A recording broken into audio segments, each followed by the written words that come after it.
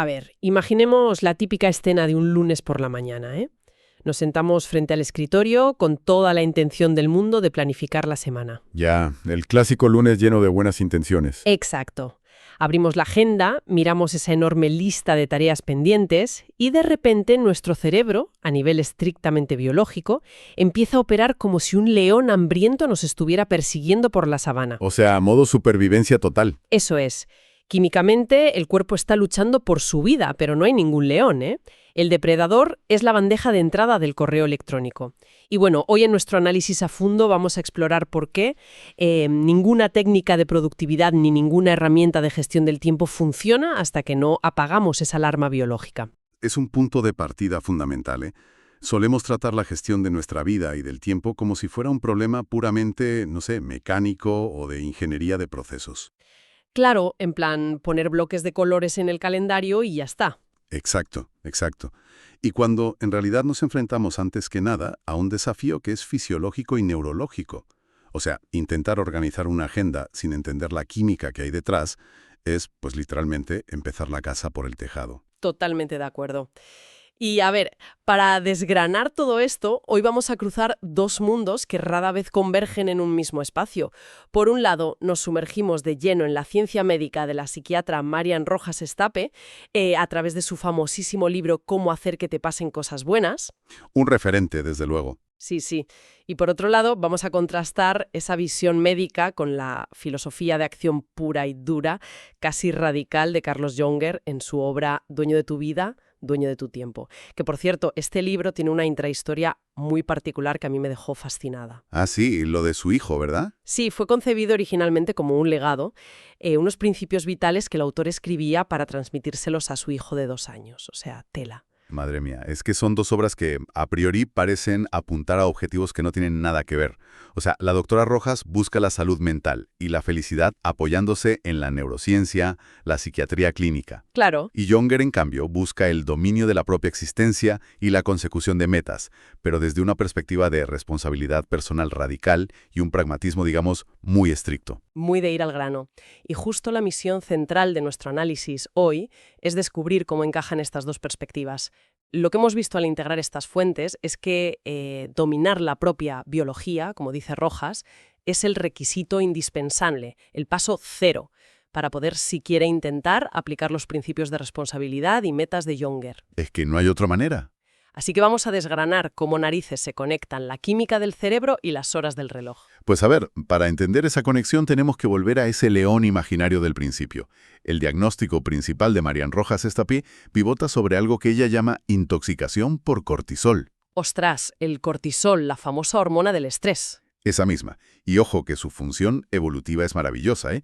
Si hay un peligro físico real, el cortisol nos inyecta energía, un enfoque brutal para correr o pelear y literalmente nos salva la vida. Ya, el problema estructural es que nuestro cuerpo humano actual no ha evolucionado lo suficientemente rápido como para distinguir entre un león que te va a comer y una amenaza puramente psicológica o social. Exacto. Como llegar tarde a una junta, tener una bronca con un familiar o ver que la cuenta del banco está en números rojos. Claro, y la cascada química que se desata por dentro es idéntica en ambos escenarios. Lo que detalla Rojas es que nuestro estilo de vida contemporáneo nos mantiene segregando cortisol de manera crónica. O sea, vivimos en estado de alerta permanente. Madre mía. Y claro, esta segregación continua provoca un estado de inflamación sistémica en todo el organismo y muy particularmente en el cerebro. Sí, y además Rojas advierte en sus textos que esta inflamación nos acaba convirtiendo en lo que ella define como drogodependientes emocionales, que suena súper fuerte, pero es que es una alteración profunda de la conducta. Totalmente. Nos volvemos individuos muchísimo más irritables, perdemos poco a poco la capacidad de concentrarnos en tareas complejas y sobre todo cero tolerancia a la frustración. O sea, el cerebro inflamado busca desesperadamente estímulos rápidos para aliviarse. De ahí la adicción al móvil, ¿no? Exacto, el móvil, las redes, la gratificación instantánea. Pues fíjate, en el extremo opuesto de todo este caos biológico encontramos a Carlos Junger. Él establece una máxima innegociable a lo largo de su obra. Dice que el tiempo es el activo más valioso que posee cualquier ser humano. Es absolutamente finito. Ya. A diferencia del dinero, que al final es un recurso renovable, va y viene, el tiempo que inviertes jamás regresa. Por tanto, Younger sostiene que la prioridad número 1 debería ser siempre utilizar el dinero para comprar tiempo. Delegando cosas o simplificando obligaciones, claro. Eso es, y no al revés. No vender todo tu tiempo por dinero. Pero claro, aquí hay un choque. Al intentar unir las dos visiones, nos topamos con un obstáculo tremendo si ignoramos la biología. Es decir, si tratamos de aplicar las estrategias de Younger de gestionar el tiempo mientras el cerebro está empapado en cortisol, el sistema colapsa entero. O sea, es como si intentaras conducir un coche deportivo Con el freno de mano puesto, totalmente. Por muchas técnicas que apliques, el motor va a salir ardiendo. Eso es. Y en las fuentes se visualiza genial con una analogía. Es como el sistema contra incendios de un edificio de oficinas moderno. Ah, me encanta esa comparación. Sí, a ver, cuando la alarma detecta humo, que en nuestro cuerpo sería el cortisol, el sistema informático del edificio corta automáticamente la red Wi-Fi y bloquea los ascensores, ¿no? Para desviar toda la energía a las luces de emergencia y abrir las puertas de salida. Claro, lo urgente. Pues en nuestro cerebro, la corteza prefrontal, que es la zona encargada de planificar a largo plazo, de pensar racionalmente, esa sería nuestra red Wi-Fi. Y la amígdala, que es el centro primario del miedo y de sobrevivir, es la salida de emergencia. Es una imagen brutal, porque bajo los efectos de esta intoxicación por cortisol, la sangre literalmente abandona la corteza prefrontal, deja de regar la zona del pensamiento lógico y se va a la amígdala y a los músculos de los brazos y piernas para salir corriendo. ¡Ostras! Así que esa evaluación sosegada que exige Younger, esa capacidad de pararse, analizar prioridades, definir un plan de acción, se vuelve físicamente inviable.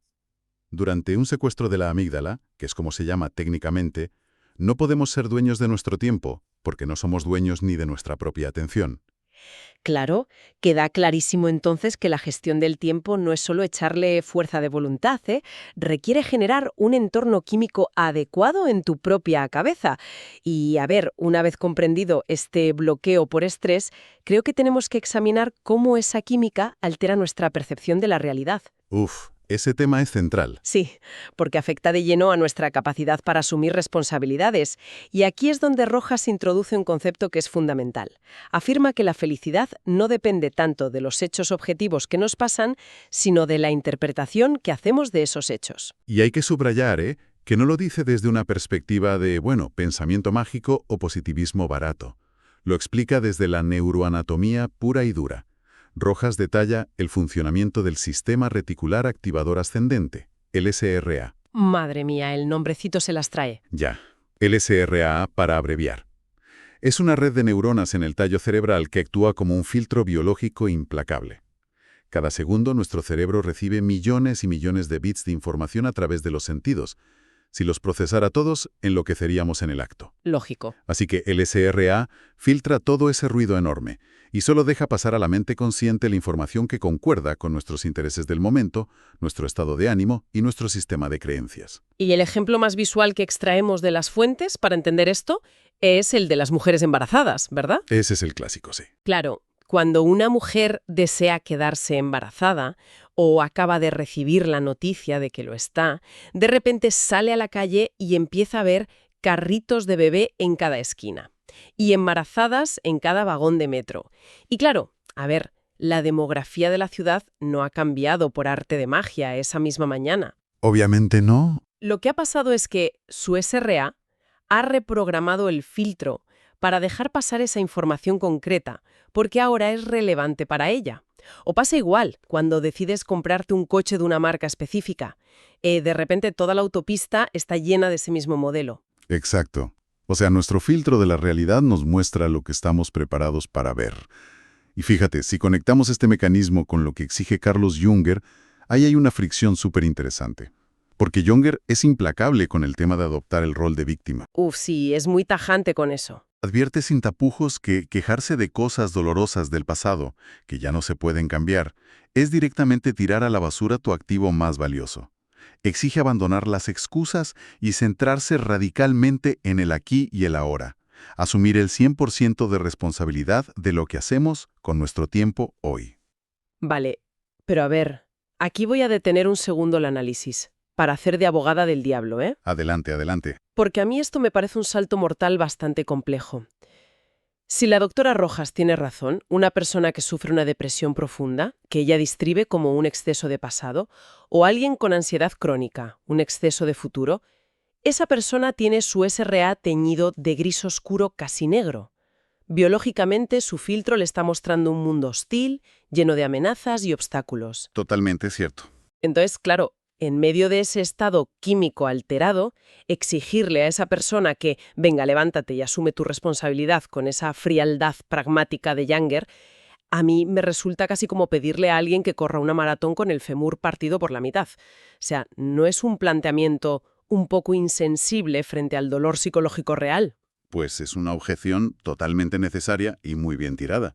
Porque exigir pragmatismo puro a un cerebro que está gravemente inflamado, sin darle una válvula de escape, lo que hace es generar más frustración. Claro, te hundes más. Y el enfoque de Younger, si lo aíslas de la medicina, puede sonar súper áspero. Sin embargo, la resolución a este dilema está en que Younger ofrece de manera indirecta y sin usar palabras raras de neurociencia, la herramienta conductual exacta para reprogramar ese sistema reticular del que habla Rojas. ¿Ah, sí? ¿A través de qué mecanismo conductual? Pues mediante la acción microestructurada. O sea, Younger utiliza la analogía de que la vida es como un puzzle gigante, y que ese puzzle está formado por mini puzzles más pequeños. Y él advierte constantemente del peligro de la impaciencia y de querer saltarse etapas. Vale, o sea, ir paso a paso. Eso es, si a alguien deprimido le exiges que cambie toda su mentalidad de golpe, va a fracasar estrepitosamente. Pero es que Younger no pide un cambio mental gigante de un día para otro, pide concentrarse única y exclusivamente en las pequeñísimas cosas que sí puedes controlar ahora mismo. Vale, ya entiendo el mecanismo. O sea, una persona con estrés crónico no puede, por pura fuerza de voluntad, obligar a su cerebro a decir, voy a ser feliz hoy. Imposible. Pero sí tiene el control físico suficiente para decidir, pues no sé, ordenar su mesa de trabajo o salir a caminar 10 minutos al sol, ¿no? Exactamente. Y al hacer esa acción minúscula, por muy mecánica que sea, pasa algo anatómico espectacular. El cerebro percibe que has cumplido un objetivo y responde liberando una pequeña dosis de dopamina, que es el neurotransmisor de la recompensa. ¡Qué bueno! Y la dopamina actúa como el antagonista químico del cortisol. Lo combate. Así que a medida que acumulas estas pequeñas victorias diarias que propone Younger, vas cambiando la química de tu sangre. Reduces el cortisol, la sangre vuelve a la corteza prefrontal y con el tiempo, esa nueva química reprograma el SRAA.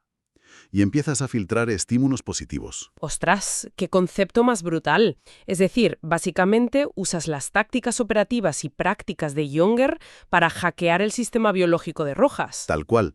Sales de ser víctima no por un milagro, sino acumulando hábitos que alteran tu biología de base. Y fíjate que este punto nos lleva de cabeza al terreno donde ambas filosofías confluyen al 100%, que es la fijación y consecución de metas.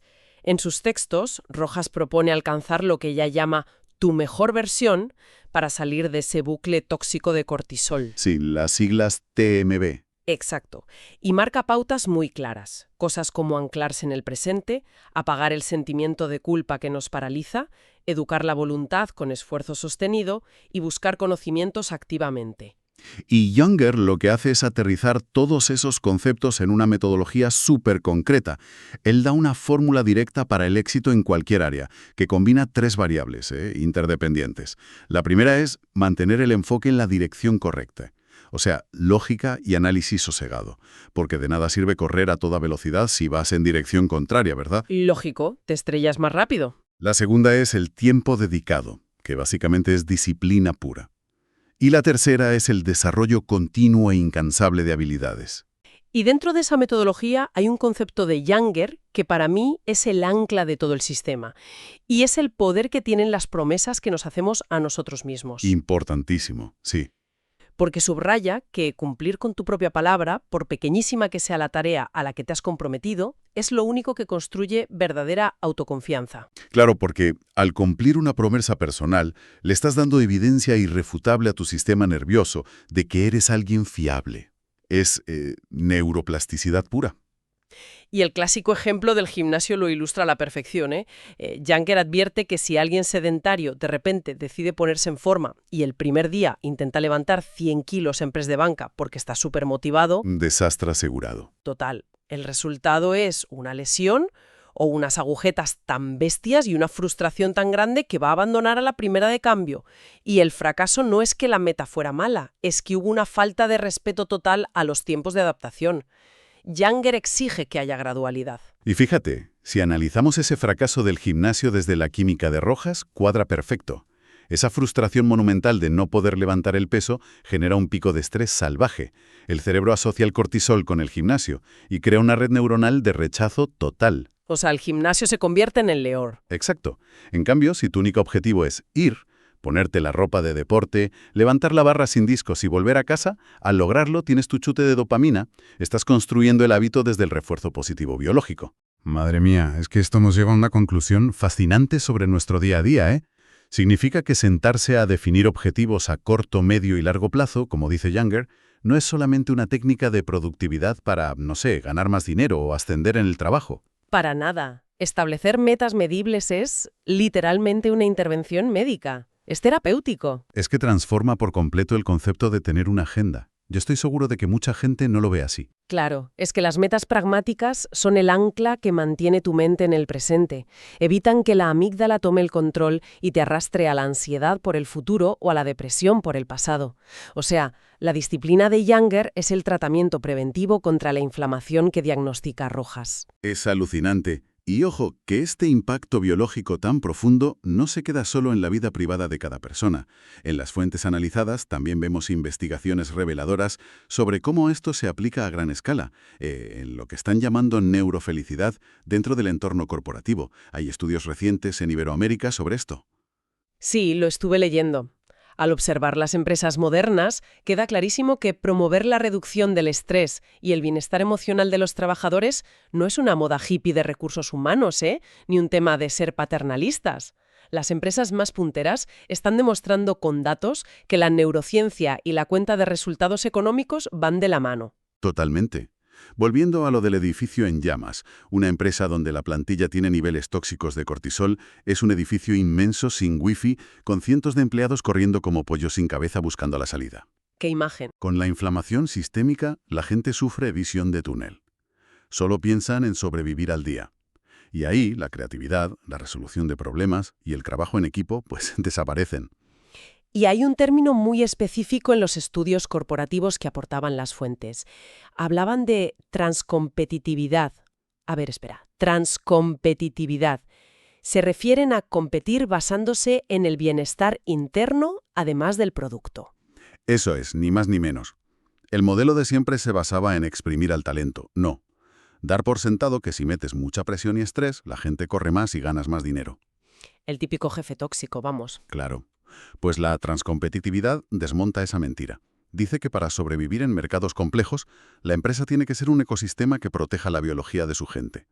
Si intoxicas a tu equipo con cortisol, acaban con burnout, o sea, quemados, o con bore-out, que es esa apatía brutal por aburrimiento crónico. Y claro, esos síndromes encajan perfectamente con la falta de metas claras que critica Younger, sumado al caos químico de Rojas.